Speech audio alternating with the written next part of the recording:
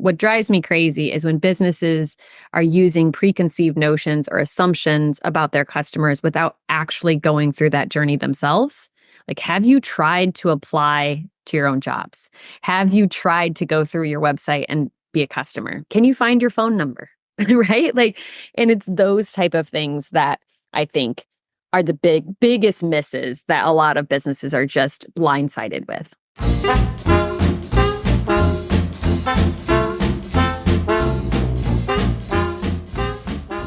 Hi, welcome to another episode. I'm your host, Brian Mattocks. With me today is Beth Trejo from Chatterkick. Welcome, Beth. Thank you so much for having me today. So if you could tell our audience just a little bit about your background to get started, and then we'll kind of dig into some of the marketing conversation. Yeah, no problem. Well, I am the CEO and founder of Chatterkick. We are a social first digital agency. So we started with social media and then kind of expanded our toolbox over the years. I am based in the Midwest, but our team is totally remote. And my background was in marketing and PR. But before I started Chatterkick as an agency 12 years ago, I had worked in a chamber of commerce. And I saw the problems and the needs of people in business. And I said, hey, I think I can help. So I started Chatterkick, and we've been at it for 12 years. So that's really interesting. I want to, without necessarily shaming things like Chamber of Commerce, tell me what were the kind of what were the strengths and weaknesses of that approach? For a lot of people, like the very first thing they do when they start a business, they go join a chamber. Yeah. Or if you're like me, you make that embarrassing mistake of putting those little tear-off things on the back of the Panera. Didn't work. So what do people that join the chamber kind of get right and get wrong right out of the gate? Well, I think I loved my time at the chamber, and my role was really going out and visiting with businesses and really trying to understand the challenges and what they needed help with from a big picture standpoint. And as you can imagine, they would tell you all the problems that they had. And I kind of noticed patterns individually of like they needed to get the word out about their business for hiring, and they needed to get the word out of their business for just sales. And I think that most people don't think of joining the chamber for those things, but there's a few little tricks that I learned working there that I think still apply today. The first one is that their directory listings, most of the time, if you become a member of a chamber, you get listed on their membership directory.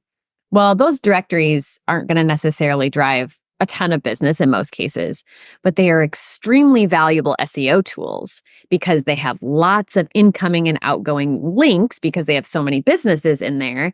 And oftentimes when I was there, I would notice that that would be the first thing that people's business would come up on because they just launched a website, or maybe they were a brand new business and no one heard of them. So that was one of the things that I thought was a really underutilized benefit of being part of the chamber. And then the second, I would just say, just being able to be in the room with some leaders and CEOs, businessmen and women that maybe you wouldn't get the chance to, and working beside them as their peer, not necessarily trying to sell. I think that's one of the things people make mistakes in the beginning. They just want to like go and meet someone and sell to them. And that's not really how relationships get formed, right? I mean, we have to know somebody, or there may need to be a big need. Maybe you're not in the market at all for what they're selling. So I think it really, and what it taught me and how it relates to social even, is that relationships take time and they take trust to build. But once you do build those relationships, they add currency to your business in both future and like direct sales. And so it was kind of an interesting approach, handshakes and boardrooms to likes and follows, but there definitely was a lot of parallels with that. So what was the impetus then behind starting social at that point? I mean, there you saw a need that wasn't getting fulfilled through the current work you were doing. How did then the Chatterkick kind of evolve from there, the social approach? Yeah. So when I was at the chamber, and the businesses were telling me all their problems, some of them I couldn't fix, right? Like the tax code, I couldn't fix a lot of these like big picture things. But when they would tell me things that I could fix directly, like, hey, I need to help setting up a Facebook page, or maybe you shouldn't, or maybe you should update your website, or maybe you should start posting this on a blog. And I could actually help them with that with like immediate success.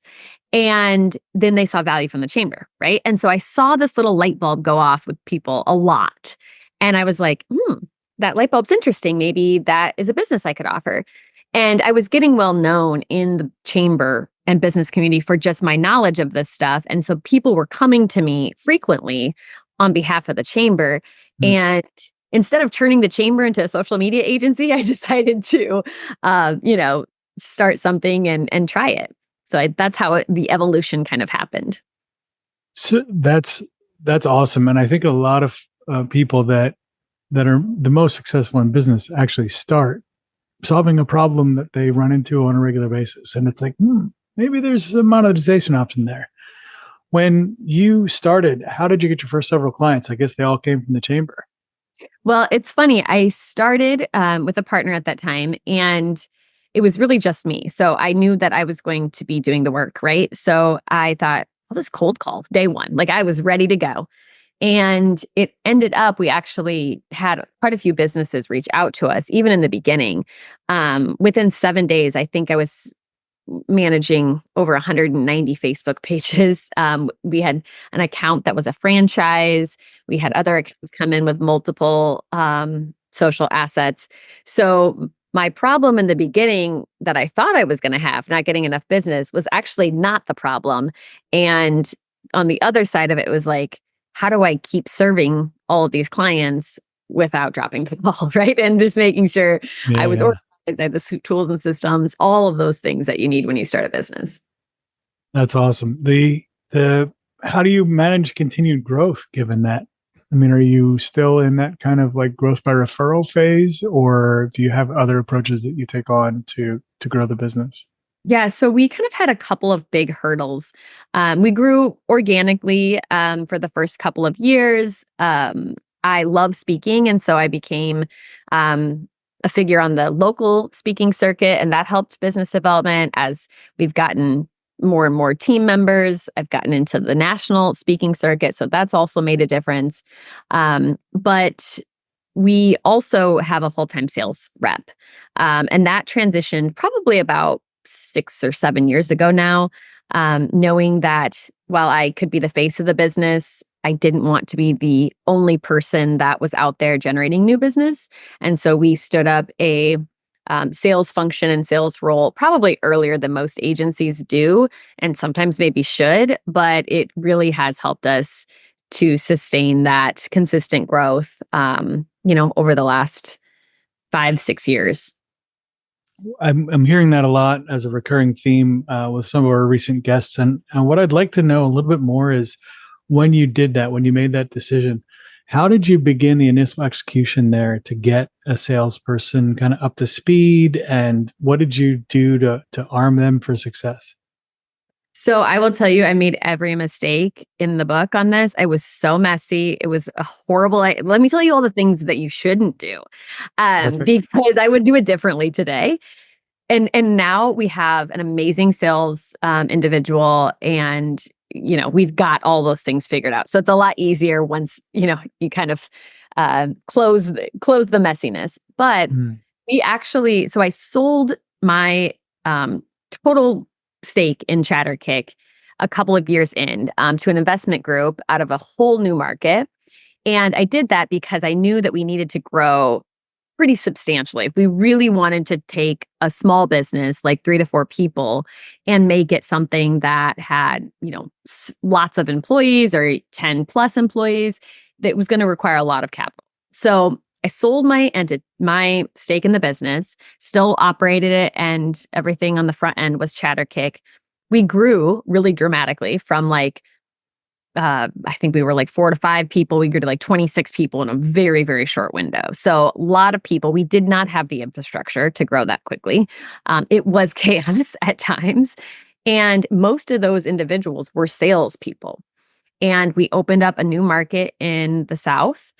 And most of those salespeople didn't actually work out. Like they didn't sell. We didn't have the tools. We didn't have the collateral. It was all in my head. And so it wasn't necessarily the sales individual's fault, although we didn't know how to hire salespeople either, right? Like there's a whole just should have had a little bit more planning note in my mistake pocket. But I do think that what I learned from that is just you have to make sure your positioning's correct. You need to make sure you know how to hire the right type of salesperson. In the beginning, we hired high volume salespeople. And I always call that's like the hunting dog mindset, right? Just like go get them, go get them, go get them. And those individuals were great, but because they like need that constant drip of dopamine from a sale, they would sell things that sometimes we didn't even offer, or they would sell things incorrectly because they just wanted the sale. And so we kind of got into a spot where we had to say, hold up, we need someone who can really consultative sell this service. We need them to really understand enough about digital marketing and the tools that we're using. And really, they need to want the sale not just for the money, but because they know it's going to be a long-term partnership. And so once we kind of figured that piece out and realized we didn't need 4 salespeople, we needed 1, that also made a big difference. Yeah. That process and the way you do that is something I think is really interesting. Every business has that as part of their sort of waypoints that they follow, like in their growth. And they go, oh yeah, that was the time I hired my first practitioner, or that was the time I hired my first salesperson. Yeah. Those experiences, I think, are universally messy. So what are the barriers now to Chatterkick's growth? I think right now, just our field in marketing as a whole is shifting. And I think it will continue. It has. It's always evolved. And we're still going to need people to help tell businesses stories. Like, I don't think that there's going to be a, fall or demise of marketing. But I think the way that we're doing it on behalf of businesses is changing at a very, very fast pace.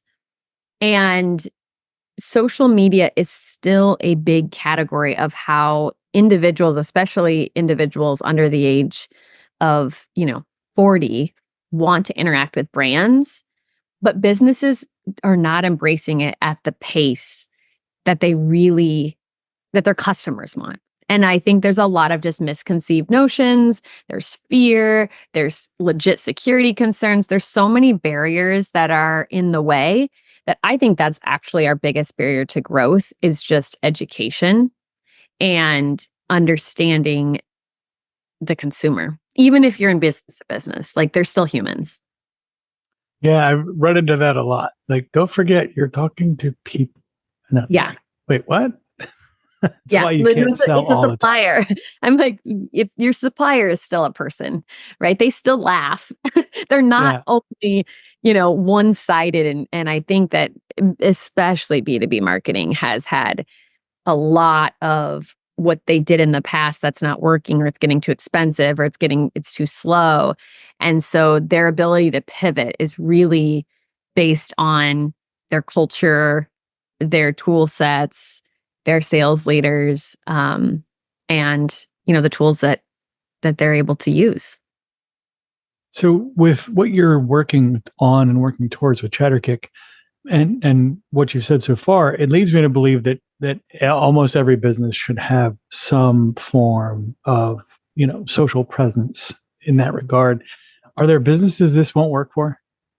I think you still need to be strategic about your social media presence, but meaning you don't need to be everywhere and you don't need to be everything to everyone. Like, that's definitely not what I'm saying. But let's take the use case of hiring. Most all businesses need hiring at some point, right? And if you don't have a presence, whether it's a web presence or a social media presence, candidates may not even knock on your door. And you are missing them without any data point, without any understanding of what you could do differently, just because they don't know what they're getting into. And as a human, like, that's such an obvious thing. Like, would you go apply to a business that you had very little information. What is it really going to be like working there? Especially if it's, a job that you'd want to stay at for a while, right? The good candidates want them to do their research so that the ones that are attracted to you are good fits, and the ones that are, not a good fit really don't want to work for your business. And so if you don't let people see behind the curtain, it's really hard to attract that type of candidate or applicant that you're looking for. So let's just take that one use case. If I am looking to go work at a business and I Google the business name and I find their website, great. That's all I need, baby. But what else is going to come up on that first page of Google? Right? It's going to be your social media accounts. It's going to be your reviews, Glassdoor reviews, which are social media. Like, there is all of this other stuff that comes up. And if you don't create that presence for your business, someone else will. Your employees will create it on Glassdoor. Your customers will be posting about you on TikTok. You're going to get out there, but it's just a matter of like, who do you want to tell that story? And sometimes businesses make the strategic choice not to be in that spot, and that's their call. Like, I think that is, as long as they know what they're saying no to, I'm 100% with them. What drives me crazy is when businesses are using preconceived notions or assumptions about their customers without actually going through that journey themselves. Like, have you tried to apply to your own jobs? Have you tried to go through your website and be a customer? Can you find your phone number? Right? Like, and it's those type of things that I think are the biggest misses that a lot of businesses are just blindsided with. It sounds a lot, from the software development world, it sounds a lot like usability testing. Yeah, totally. That interface with the brand. How do you guys go about that in the beginning? I mean, particularly with businesses that are going to be very standoffish about it. It's sometimes hard to get that feedback, hard to help them come along on that journey.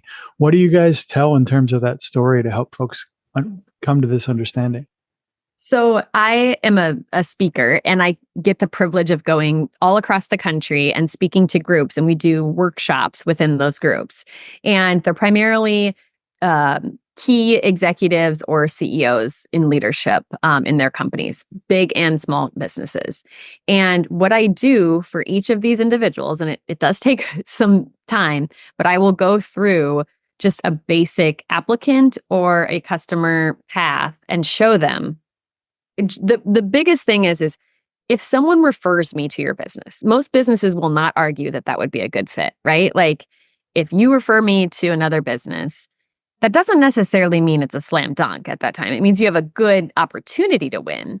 Right. But then what happens? They're going to need to find your phone number. They're going to need to get an email. They're going to want to do a little bit of research, even if it's just going on your website. So I go through those exercises with them. And I would say most of the business leaders have aha moments in that part. Like, oh shoot, my website's not even working.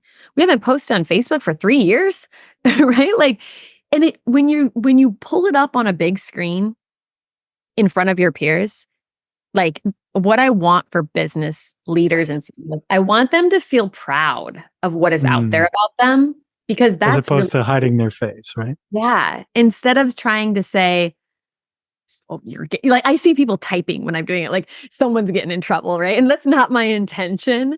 But I do think that we don't do that enough. We don't stop and say, is this really what my customers or prospects want? Is this how they want to buy? If they're messaging me on Facebook or Instagram comments, do they want me to call them, or should I just message them back? Right. It's a very powerful exercise to provide that insight in the moment. So Beth, how can people reach out to you if they want to get a hold of you, and who would represent somebody like that would be a good connection for? So I'm pretty easy to contact online. My LinkedIn is just Beth Trejo, Trejo, and all of our handles for Chatterkick are just Chatterkick. So Chatterkick. And awesome. My email is just straight Beth@chatterkick.com. Perfect. And the last question as we start to wrap up here, in your marketing journey so far, what are the 3 biggest lessons you've learned? Ooh, that's a really good question. Number one is be curious. Always want to learn more. I think that's really important. Another is to be kind. You never know what someone's going through on the other end of that conversation, whether it's a real conversation or it's a social media conversation. And I think the third is to make sure that you respond, follow, call them back. When they call you, call them back, whatever that looks like. I think too many businesses just ignore their digital phones, and they're real people on the other end of this. And I think if you really want to make business work on social media, you have to form those real human connections. Awesome. Thank you so much for coming on the show today. Yeah, thank you. It was fun.